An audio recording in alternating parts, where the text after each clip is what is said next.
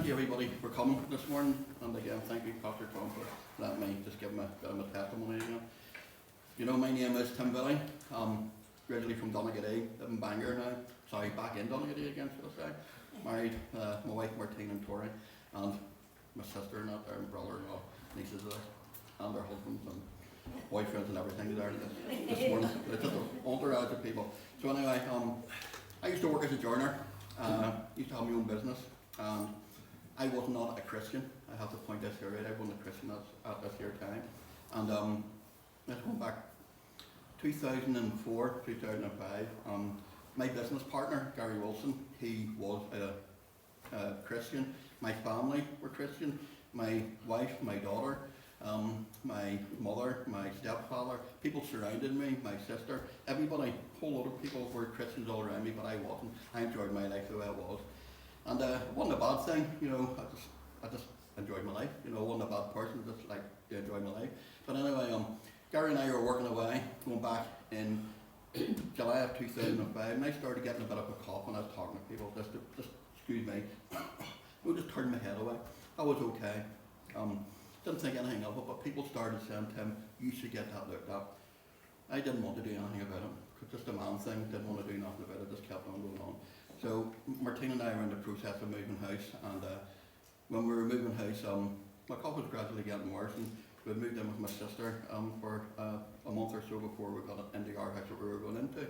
And anyway, I was only just back at work, and Gary and I was on our way home from work this year night, on Friday night, we were at the stable door, and we're coming back, and I said, Gary, I don't feel well. And Gary and I used to mess about all the time, and I said, Gary, seriously, I don't feel well. I said, I can't catch your breath. And so I started holding on to my chest, and Gary said, stop messing about, Tim. I said, Gary, I can't blink and breathe. And so anyway, Gary went to the footpath, took me to Cleveland Park surgery. Doctor came out, I was taken in the hospital that there night. This is September of 2005. So doctor sent me up to hospital. The ambulance came for me and took me up in the hospital, done all the tests on me, sent me back home again, but they said it couldn't work because of what was happening at that there time. So weeks went on, and being self-employed, naturally I had no money coming in, and Gary was under pressure because of the workload that we had there as well. So anyway, a week just going towards the end of October, Gary said, Tim, I really need you back at work. I says, right, I'll get back to work next week. So Martine, Tori and I used to like to have family on a Wednesday night, and we'd watch a movie. But this year night I wasn't feeling well, and I wouldn't say nothing to Martine and Tori if I wasn't feeling right. The way it was affecting me whenever I was talking to people, I was just, you know, just couldn't catch your breath. I thought, I actually don't know what, but I just couldn't catch your breath. It scared the life out of me. So but I went upstairs, and whenever it started affecting me, I just started banging the wall, and I said, Martine, I don't feel well. I really don't feel well. And Martine said, Timothy, a choice here, either the ambulance or you're going up in the car. So I ended up going up in the car, and Martine took me up. Doctors came out and done a whole lot of blood tests with me that there night. There 4 or 5 hours, and doctor came round and he said to me, you're up amongst the big boys now. I remember him saying that there. I said, what do you mean by that there? This is my PCP counter or CRP counter, something like that was a way up high, but sure that there was a serious effect inside my body. I said, right, okay, what happens now? And Martine turned around and said, Timothy, you're going to have to go in the hospital. And the doctor, credit to him, he turned around and he just says, no, it's up to you, Mr. Vitty, what you want to do. I said, well, it's been going on too long, so end up going in. So lo and behold, that started a process of things going on. And this is at the end of October 2005. And started doing a whole lot of blood tests. And the doctor at that there time was he started doing the testing, was a doctor called Dr. Larkin. Still remember, because she was heavily pregnant at the time, and she was a lovely, lovely lady.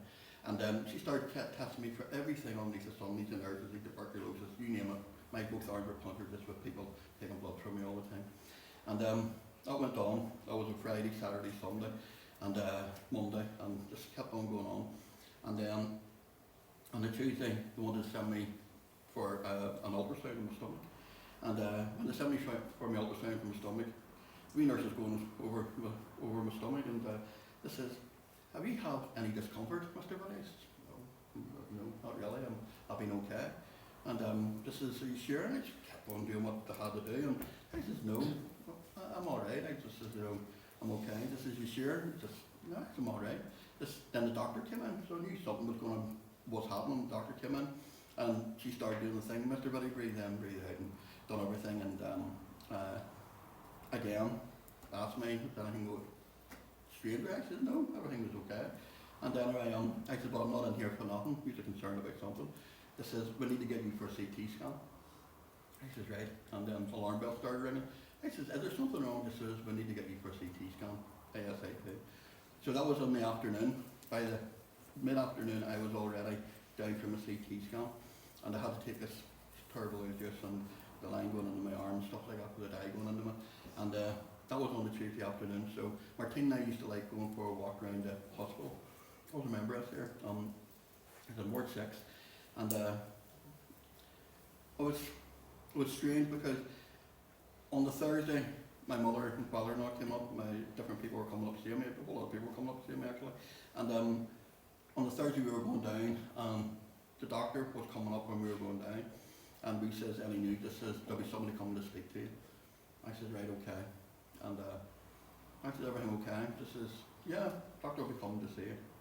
So that was all right. We only went down and I came straight back up again because we were a wee bit anxious to know what was happening with ourselves, with me. So when I came back up again, the nurse and the doctor took me into the wee side room. I said, flip, this is a wee bit of a man, like what's going to be happening here? So anyway, took me in, and this is Mr. Vitty. We've been doing some tests on you just to see what things are, and we found something, but a doctor will be coming down to talk to you later on about it. I says, what is it? And first thing what goes through your head naturally, is it cancer? And I said, is it cancer? And sorry, Martine asked, was it cancer? And just as we don't know that, Mr. Vitty yet, we're going to have to wait and see if somebody will come down to talk to you later on. Martine started crying. I thought to myself, flippin' heck, this is great. You know, that's absolutely brilliant. Dark thing to Martine and Tori and the rest of my family as well. And bear in mind, my daughter was only 6 years old at the time, so she was like. And anyway, that afternoon I came out and went down, started hitting me, and started thinking, flippin' heck, I could have cancer. What's going to be happening here? You know, it's going to be flipping all this. Thoughts start going through your head, and my sister came up to see me, you know, a whole load of people came up to see me, tried to encourage me, tried to do different things. This is trying to help me settle myself, and they left, and my mother and father-in-law were the last people to come to be there, and the consultant was coming around, and a guy called Mr. Best, and I don't know if anybody is familiar with Mr. Best, but Mr. Best came around, and he's a lovely man again, and he had a whole lot of clout up there because he was the surgeon who was going to be doing an operation on me if there was anything wrong. So he came around about 3:30 or 4, and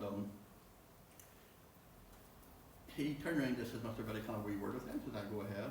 So Brian and Reedy, my mother and father-in-law, they ended up just going on home.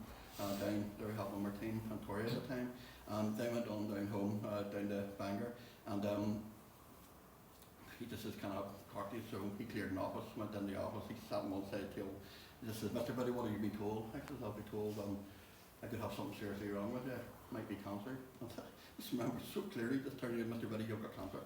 I thought, flippin' heck. You're having a laugh here, aren't you? And he turned around, this is no, I'm not. And he turned around and he said to me, is there anything you want to say, anything you want to ask? I just says, yeah, why me? I said, like, I said, like, I don't drink, I don't smoke, you know, I never touched a drug in my life. I said, but they're blinking, he just out there doing everything, nothing happens to him, why me? And he turned around and says, Mr. Vitty, if I could answer that there for you, I'll answer that there for you. And he says, have you got a family? And he just says, yes, I've got a wife and a daughter. He says, what age is your daughter? And I says, she's 6 years old. And she's coming 6 years old at their time. Turned around and just says, right, he says, I'm clearing my diary. This is on the Thursday afternoon, I'm clearing my diary for, I think it was the 3rd of November, going in the 3rd from the operation on the court. He says, I want you to go home and spend time with your family because what's wrong with you is very, very serious. So, tears start falling in my eyes and I'm thinking, flip me. And I just said, he said to me, is there any questions you want to ask? I just says, how long have you known about this here? He just said, we've known about this here sort of like from Tuesday afternoon, but because of the size of the tumour on that there, the clinical team or whatever who were going to be doing the operation, they spoke about it up in the city hospital, but because of the size of the tumour being bigger than my kidney, I couldn't do it with keyhole, so it was going to be quite a big operation, quite a serious operation as well. I said, right, okay, and he just said, so would you like to go home? I said, I'd love to go home. So Went back to the bed, and I remember there was a guy on the bed beside me. His name was Cyril. We man from East Belfast who had moved down to Cumber, and he was in hospital by everything what he had done at the time. He smoked, he drank, he liked chocolate because he was a diabetic, and that's how he ended up in hospital. And he's sitting on the side of the bed, and he turned around, well, big man, this is what's the verdict? I said, for goodness sake, Cyril, I've got blinking cancer. And that's the way I said it to him. And I just sat back, and he looked at me, and he just said, there's me feeling sorry for myself. Everything what I've done, I've ended up in here by myself because I was told not to eat chocolate. I ate chocolate, told not to do this, not to do that, and I'd done everything what I wasn't meant to do. And that's why I'm in here. There's a big man in his prime, life being taken away from him. I says, right, sir, that's life. I said, can't do nothing about it. I said, well, I'm getting home at a good point. So I rang up Martine and said to Martine. Martine went quiet down the phone, as did a lot of family members. They thought I was joking, they thought I was messing about just with just the way I am at times. And I went home, Brendan and Rainey stayed the night, and then I went back home. On the Friday we went out, on the Saturday started making memories. Martine and Tori were going to Bangarelum, and I said to Martine, I says, I'm going to go to church on Sunday morning, be a bit taken back. So was my mum and Victor and that there, and other people, and some of the people who I trained with at the time, they were Christians as well, and my non-Christian friends were just saying to me, just as whatever you have to do, big lad, do what you have to do. So I went to church on a Sunday morning, and I remember Pastor Bill speaking at the time, and he was talking, and I couldn't listen to what he was speaking about, couldn't even remember what he was speaking about, but what he was saying to me was just, I couldn't handle it, so I got up and walked out, but I was crying when I walked out. And people came out to see me and tried to encourage me, and that was on a Sunday afternoon. My mum came around, mum turned around, rang me up and just said, Thomas, I need to talk to you.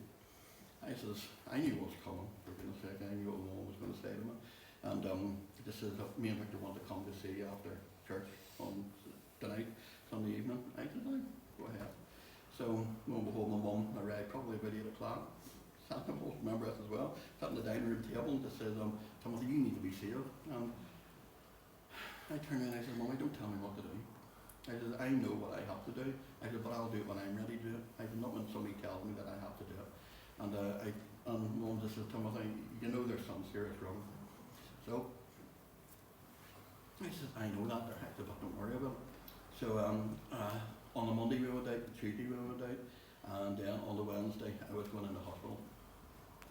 And I can honestly say I've done a whole lot of things in my life, and some things that I'm not proud of, and some things that I've achieved, doing adrenaline type things. I said, but I was walking into the hospital with Martine, I had to leave Tori to school that morning. God Almighty, I never want to ever have to go through it again because it was the hardest thing I ever done in my life. And I kissed her goodbye because I knew that I might not see her again, just because of the seriousness of what was happening with me. Walking in the hospital, and I said to Martine, I said, I'm not worried about it, I'm not scared about anything. I said, but I am really, really frightened here. And it's a big thing for me to actually turn around and say that to anybody as well. And Martine said, you'll be fine. I said, Martine, I'm telling you, I'm flipping worried about this here. So then, when I went into Mr. Best's ward, lo and behold, 2 nurses landed, and there was 2 nurses who I knew. It was a guy who I used to do floors for. His daughter was just a student nurse at the time, and the girl who I was friendly with in Donegal years ago, Rhonda, she was a nurse there. So both of them were going to be looking after me, but actually settled me a wee bit. But on the Wednesday night, everybody was coming up to see me, and I was consoling them more than they were consoling me because of what was going to be happening to me. So on Thursday morning, I went down for my operation. Martina arrived up in the morning time with her Bible in hand, and she went and sat outside the operating theatre room right until I came back out again.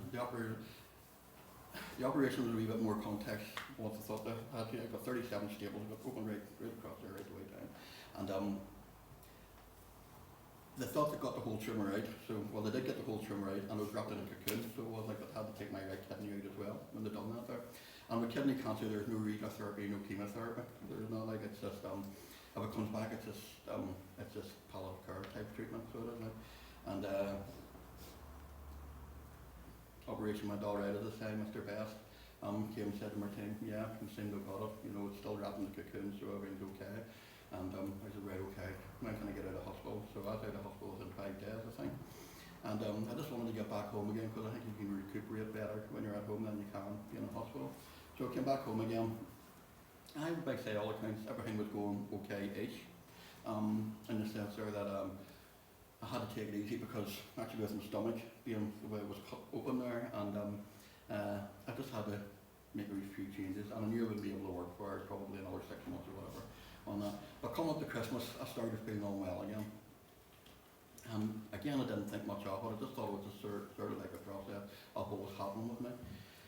And I remember I was going for my follow-up to see Mr. Best in the January time, and we went up to see Mr. Best, and he done my bloods, and he turned around, how you been feeling? I says, I'm alright. I just, I wasn't feeling well over Christmas. I had to get the emergency doctor and that there.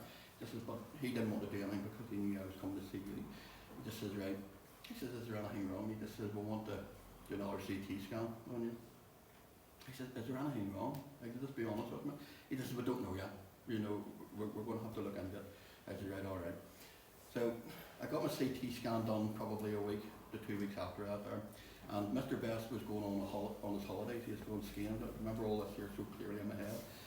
He was going skiing, and he says, I'll hook up with you whenever I get back from my holidays. I said, that's okay. And so Mr. Best's secretary rang me up around about the 12th of February time. And he took till I the following week, it was the 19th of February. Her secretary rang up and just said, Mr. Best would like to see you. I said, right, okay. This is when? This is tomorrow. Oh, okay, I split my something. Must be wrong so much. So we went up to see him, and in his wee office, so Mr. Best walked in, or brought us in, sitting there talking, and I was messing about with Mr. Best. That was just the way you could mess about with him. And I asked about his holiday, just tell me about his skiing, what it was like and different things, and he just right, Mr. Vitty, down to business, we're here to talk about you. I said, right. He just says, Mr. Vitty, this is your cancer back. And I just went crying, and my team started crying again. And thought to myself, right, okay. Actually, what happens now? He just says, well, because it came secondary up into your lungs, it spread. He just says, it's now terminal. I said, I'm having a laugh here. He just says, no, I'm not. And I said, well, what's going to happen now? He said, well, you're going to be transferred to another consultant over in the city hospital. I said, right, all right. He just said, what's going to happen? But he just says, well, it's no longer my field because my field was only, you know, kidney type thing. And he just, because it went setting up into your lungs, it's completely different. I said, right, all right. And I just said, so when it's terminal, I said, what are you talking when you're talking terminal? He just says, it's not my field, Mr. Vitty, so I have to hazard a guess. Maybe 10, 15 years, and I'm thinking inside my head, 10, 15 years, I could live that. You know, no bother at all. You know, I could live that, all right, that's not too bad. And he said, but it's no longer my field. I can't guarantee what it would be, and I totally understand that, but I said, that's okay.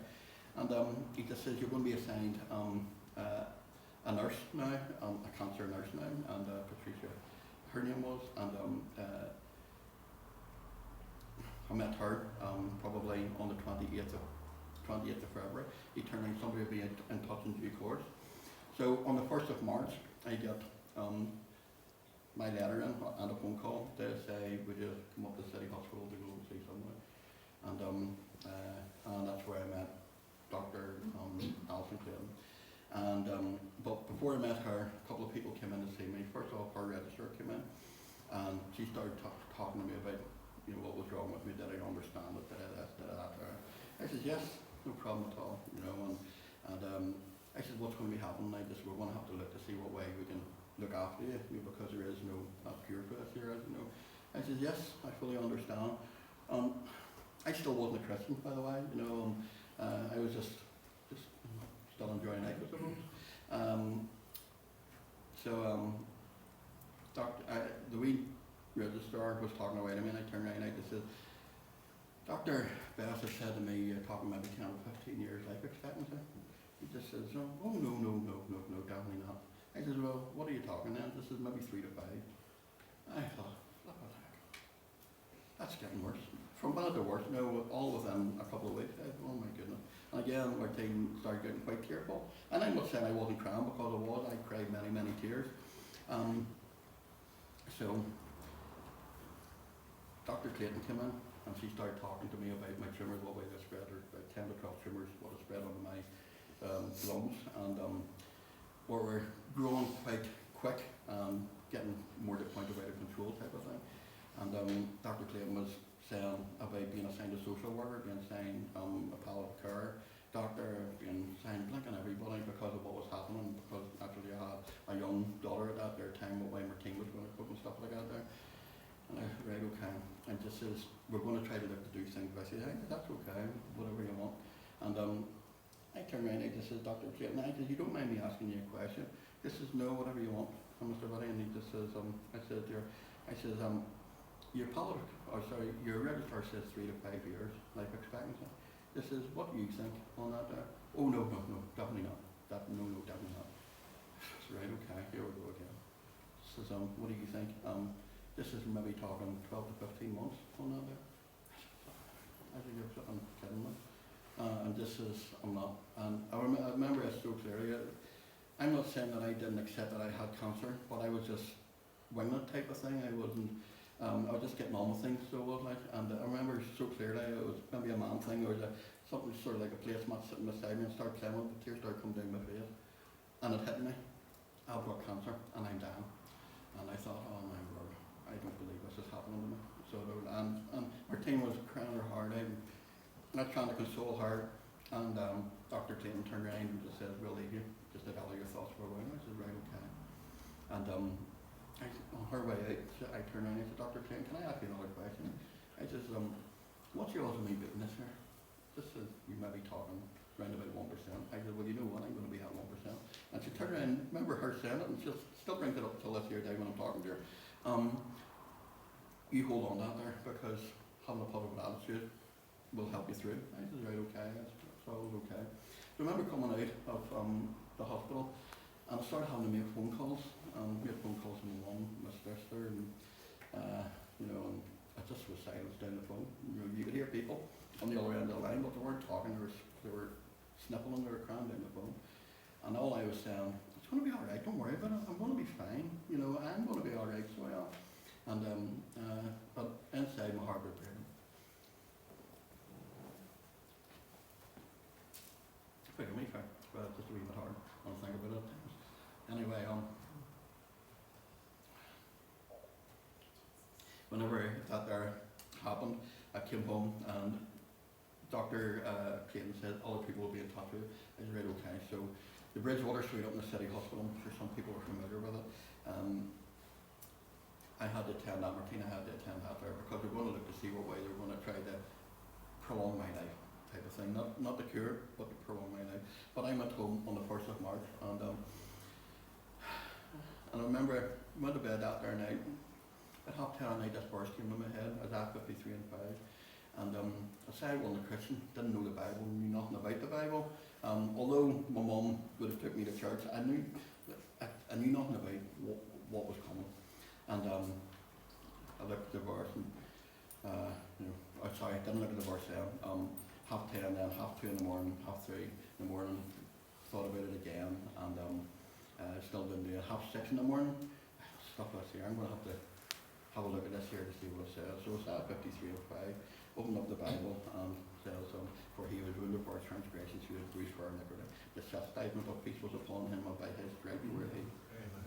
And I thought to myself, what the heck is that all about? So I read it again, and I just kept on reading it, and it was from Martine's Bible, and I pushed Martine. I said, Martine, what's this all about? Martine, she's not really a morning person, so she's not like, and she turned around and just, that's God speaking to you. I right there, okay. So I rang up my mum, I rang up my sister, I rang up different friends of mine who were Christian, rang up Gary. Gary says, big lad, that's God speaking to you. I said, I get on. So I started ringing up my non-Christian friends, and just now turn around and say, whatever floats your boat, big man, do whatever you have to do. I said, what floats my boat? You know what I mean? At this moment in time, I just think it's a wee bit strange. That's a powerful verse. My mum has told me that. Anybody who I was talking to who were Christians, they were telling me that's a powerful verse to be getting. I said, right, okay. So went to bed that there night, rang up another friend of mine, a guy called Marty Mills. I remember talking to Marty about it. Marty turned around and he just said to me, that's God really speaking to you, challenging you. You're under conviction, big man. And it started hitting me then. I was relying on other people's prayers rather than me actually relying on God. So 3rd of the 3rd of 2006, 6:30 in the morning, I woke up again with that there voice in my head, and lifted up the Bible, sat at the end of the bed, and I got my life to the Lord Jesus Christ. And I praise God every single day for it, and because things got worse before they actually got better for me, Martine, Tori and I. I started attending the city hospital. We were up there for 6 weeks, Monday to Friday, because they were flipping just doing all our blood tests on me, doing it like I had it like a pig on onion because they weren't getting anywhere with me at that there time. I still actually got the wee appointment card of all the appointments what I used to get on that there. And Dr. Clayton with this, there's a couple of drugs we can try on you. Again, it's not a cure, it's only a lifeline for you. One of them was interleukin, but interleukin wasn't available in Northern Ireland as such at that there time, might be now, I don't know. And the only place I would have been able to get that would have been Manchester, wouldn't it? Manchester, Liverpool. And it would have meant that we would have had to go over there for at least a week, once a month. And again, it wasn't a cure, it was only just a lifeline. The other one was interferon, where it's meant to stop the blood flow to the tumours, and it's used for a lot of people with MS, apparently. And he just says we're going to have a look at both of them. He just says also we want to do blood tests on you to see if we might be able to get on some dry drugs that are coming in from America. Done the blood test first, but it came up that I had a heart condition as well called long QT syndrome. Anybody who's not familiar with that, it's sort of like sudden death syndrome, as some of the doctors would call it. And anyway, couldn't give me any blood test because that there restricted the amount of medication what I could take in my body because of the arrhythmic heartbeat what I was having at that there time till now. And Dr. Clayton turned around and says, will you try the interferon? I said, well, go ahead then, we'll try it there. So I was on it probably for about maybe 2 to 3 weeks, and what it was, I had a self-check into your tummy, so I knew on a Tuesday, Thursday and a Saturday I couldn't do anything because it just wrecked me. It completely wrecked me. I couldn't do nothing with it, so I couldn't. But yet, an older person, if they took it, they might be fine with it. But I just couldn't do nothing with it. So anyway, that said 2 or 3 weeks after, I said I can't stick this here. I can't do nothing else with it. So I was coming towards the end of June, and Dr. Clayton turned around and says that there's not working. You've been off it probably a month now. This is we're going to send you for another scan now anyway to see how things are going. Coming towards the end of June, around about the 25th of June of 2006, she turned around and called us up. Lovely, beautiful sunny day, Tuesday morning, beautiful sunny day, and called us up to the hospital and had a CT scan with the results back of it.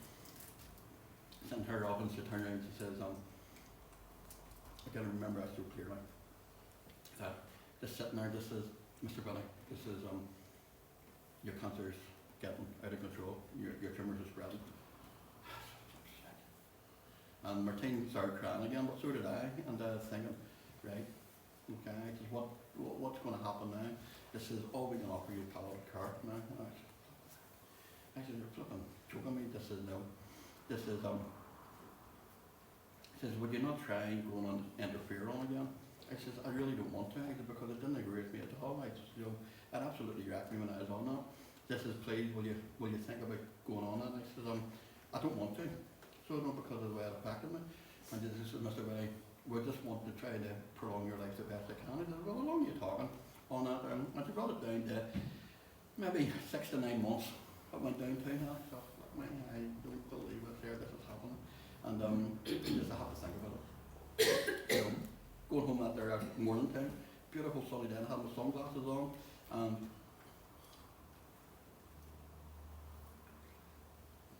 and driving right down the Rathgale Road, had my glasses on, and Martine put her hand on top of my hand and pulled it away. Martine said, you okay?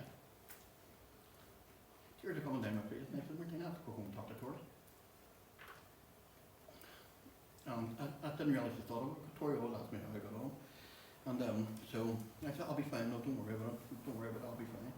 So Tori, we picked Tori up from school, and the first thing Tori was always said, she knew I was at hospital. She says, Daddy, how do you get on?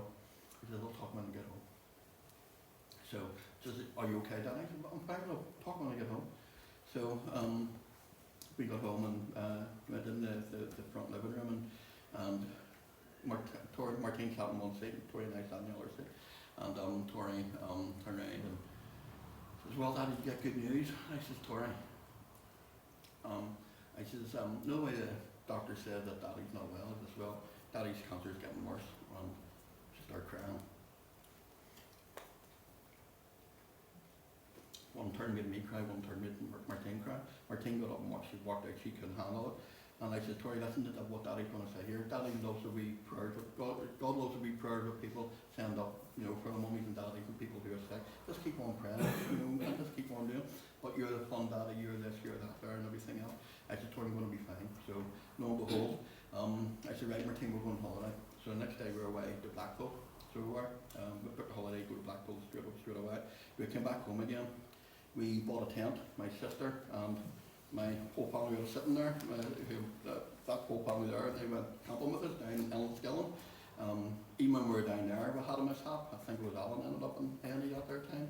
So the like memory serves me, or one of us did anyway. And we had memories there. And then Martine, Tori and I came home, went away down Port Rouse. We had more memories down there. And but I had to go back to hospital again. And Dr. Clayton said to me, this is, I've made a decision. I just said, I don't really want to go on it. I said, but I'll go on it if I have to go on it. And this is, you have to make sure you want to do it. I'll do it if I have to do it. And this is no, you have to make the decision. And in between that there, I was introduced to my palate consultant, Dr. Courtney. And Dr. Courtney is a lovely, lovely lady, but she talks straight to the point. She doesn't mess about, she doesn't hang about. And I can honestly say that Dr. Clayton took me to hell and back, because she was telling me to face up to reality that I had cancer. I wasn't accepting it. I should be taking the pressure off Martine to get everything sorted out, to take the pressure off, because what was happening to me, she still believed that I was dying. But she knew that as a Christian, as did Dr. Clayton, and everybody who I spoke to. And but anyway, that was all right. She had to look after the medication that I was on at that there time, and she still does now. I started back on the interferon. I was only on it probably for about 2 months after that. And I took a wild adverse effect, and I woke up one night absolutely screaming with pain, and I mean screaming with pain. I was like my legs being actually ripped off me, and the skin being ripped off me, or all the way I can describe it, somebody having sunburn and somebody running their flipping sharp nails down it. That's the pain when I started feeling like creepy crawlies under your skin, and it was black and sore, and it is still sore until this here day. And Martine and Tori came running in and said, you okay? I said, I'm in so much pain, I can't hack this here. I said to Dr. Clayton, Dr. Clayton took me off it straight away. So I was okay. Went for another scan. It just got worse again. I've only had a few months left to live, probably 3 to 4, went right down to. And I just thought, I'll stop that here. What else can go wrong here? I sort of like, I knew inside, but I knew I was dying, but at the same time I knew where I was going. You were going to see everybody again, all my loved ones again. But I didn't take it back the way I was going to be leaving my family behind. What made it harder for me whenever I stopped and thought about it a lot of the time. My mum didn't want to see me. She couldn't handle it. And it was very hard for me. Because Martine actually said, Pat, spend as much time with Timothy as you want, because he's not going to be here forever. And but Mummy couldn't handle it, and it took a lot for Mummy to come around to see that there. And since then, my mum has actually sadly passed from pancreatic cancer, and it was just hard just whenever you see everything with that. And everybody was being nice, and when people were being around me, they were like eggshells because they didn't know what to say to me. And people across the other side of the road, rather than talk to me, and rather than ask me, well, they'd ask Martine how I'm doing, they wouldn't ask me how I'm doing, what I sometimes find quite offensive, because it's me who's got the pain, not Martine, me who's got the cancer, not Martine, and Martine's got nothing to play at their time with that. I started going for more scans. Every 3 months I was going for scans, and my tumours were just, they're just bad, so they were like, but then, September 2007, I started turning around. My tumour started disappearing. Dr. Clayton, I said to Dr. Clayton every single time, can I have a printout of that? Can I have a printout of that? And I've got them at home of all the scans that I still go for it. I was still going for it, and Dr. Clayton turned around, this is amazing, this really have had an adverse effect from interferon. I turned around and I said, well, I believe in the power of prayer as well, and so this is, yes, this is whatever you do, keep on doing, because it's working. This is because it shouldn't have happened. And I just, as I know that there, and I turned around and I said, so what's happening now? This is, well, your cancer is still a terminal cancer, and it will always be a terminal cancer. My consultants still believe that my cancer is going to come back. I have neuropathies in my legs and in my body, and it's slowly spreading, and I am in chronic pain every single day when I'm standing here with a lot of pain, and I'm on a lot of controlled drugs now for my pain, and I'd rather not be on them, but apart from that, I wouldn't be here with that there. And I must say, every single one of my consultants have been absolutely magnificent. They respect me as a Christian. They have never ever challenged me with it, so they haven't, or said anything to me with it, so they haven't. But Dr. Clayton always turns around and says, how are you doing? And I've got to know Dr. Clayton, and as all my consultants, I've got 10 or 11 consultants who look after me now. Some have actually since retired, and doing different things now. Mr. Bess is one of them, he's since retired, and people are doing different things, but Dr. Clayton, I still go for scans every 6 months, and I'll never be given the all clear with everything what's happened with me. And when I reflect back on my life, I look back on it, going back to 2005 when this all started, Martine and I, and just how God provides actually. In 2005, Martine and I were moving from our house where we were living in at that other time, and it was a nice house, so it was to say. And so I was going from having wage to having no wage whatsoever. So, and then we were moving into another house, what we had bought as well. And so we went from having nothing, from me having a good wage coming in, to having absolutely nothing. But yet God provided all the way through, all those years, right until now. My daughter's 22 years old now, and say, what are you doing on now? But if you're wondering, I'm 53 by the way, I just turned 53. So I did like a 37 when this all started. And I ask God all the time, why me? I don't understand why he chose me to save me, because me looking back, the sinner saved by grace, there's so many other people who could have saved, but yet he chose me. And I'll always question that until the day I die, because I don't believe I was worthy of it. So I don't, and it's a terrible thing for me to say that, but it's hard sometimes, because I still go for scares. I still have scars, should I say. And the doctors are telling me I've got more than a thing wrong with me. I told her something else wrong with me a couple of weeks ago again. And I just, okay, what happens now? And that's all I can say every single time. So, see if it encourages one person in here, never ever give up, no matter what you're going through, because Jesus can get you through. And I'm living proof of it. They're 16 years on. I go and see my consultants. I'm actually due to see my Dr. Clayton next month again. It's my 6-month scan again. And she'll just turn around, everything okay, that's not there. Do you scan? Yes, everything's all right. But now, having said that, all my consultants believe with all their heart my cancer will come back. Well, if they're entitled to have their medical opinion on that, just about I'm entitled to have my faith. You know what I mean? But I'm not going to say it's easy, because it's not, because some days I just think to myself, what's it all about? I just can't be bothered, because my pain wears me down, and sometimes I get stroppy with it, sometimes I get angry with it, and I thought, stop it, I just can't be bothered. But I'm here, and I'm here for a reason, and as I said, it's to help one person that comes through cancer. That's what it's all about at the end of the day. But thank you for listening, and if you want to ask me anything, work away there, I'll try to answer you the best I can with that there. But, praise the Lord.